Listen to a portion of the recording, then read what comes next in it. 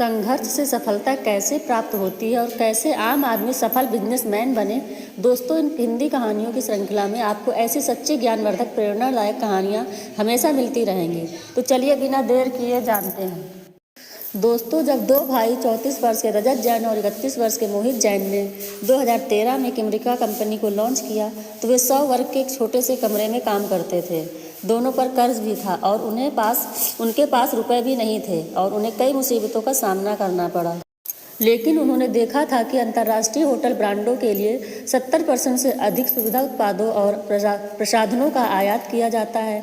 उन्होंने तय किया कि वे इन उत्पादों को स्थानीय स्तर पर बना सकते हैं और उन्हें होटलों को बेच सकते हैं।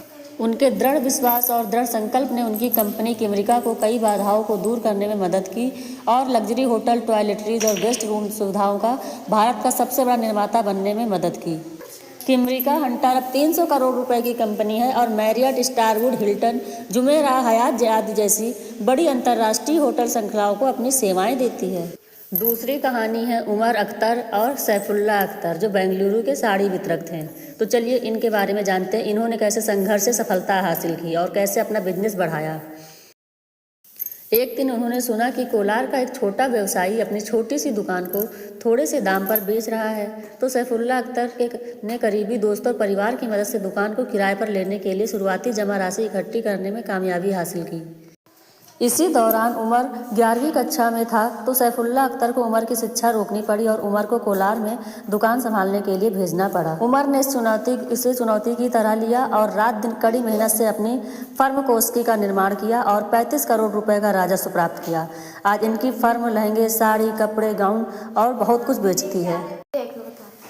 दोस्तों, अगली कहानी हम पढ़ेंगे अशोक राजपाल के बारे में, कैसे वो संघर्ष करके सफल व्यापारी बने। दोस्तों, 2001 में जब 39 वर्षीय अशोक राजपाल 11 वर्षों से कपड़ा व्यवसाय में थे, उन्होंने पेरीफेरल मोबाइल डिवाइस का काम करने का फैसला किया। हालांकि उन्हें इसके बारे में कोई जानकारी नहीं थी। अशोक राजपाल ने अपने भाई के साथ मिलकर नेहरू प्लेस, नई दिल्ली में एक छोटी मोबाइल एक्सेसरीज के खुदरा विक्रेता के रूप में अपनी यात्रा शुरू की। उनके व्यवसाय का नाम एम्ब्रेन था और उन्होंने स्नैपडील, फ्लिपकार्ट और शॉपक्लूज सहित विभिन्न ई-कॉमर्स पोर्टलों के माध्यम से पावर बैंक बेचना शुरू किया। 3 से 4 दिनों के भीतर एम्ब्रेन के पावर बैंक बिक गए, जिससे उद्यमी चकित रह गए। उस समय के बाद से अशोक राजपाल ने पीछे मुड़कर नहीं देखा।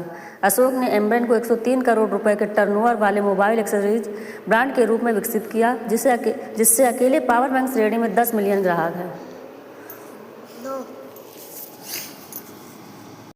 जिस प्रकार इन तीनों व्यापारियों ने अपने बिजनेस में सफलता हासिल की, संघर्षों से आगे बढ़कर, अनेक मुसीबतों से आगे बढ़कर इन्होंने सफलता प्राप्त की, इस प्रकार हम सभी अपने जीवन में आगे बढ़ सकते हैं। इसलिए हमें जीवन से हार नहीं मानना चाहिए। अपने संघर्ष के सफलता तक का सफ़र जरूर तय करना चाहिए। धन्यवाद दोस्तों। कहानी अच्छी लगी हो तो लाइक, शेयर, सब्सक्राइब करें।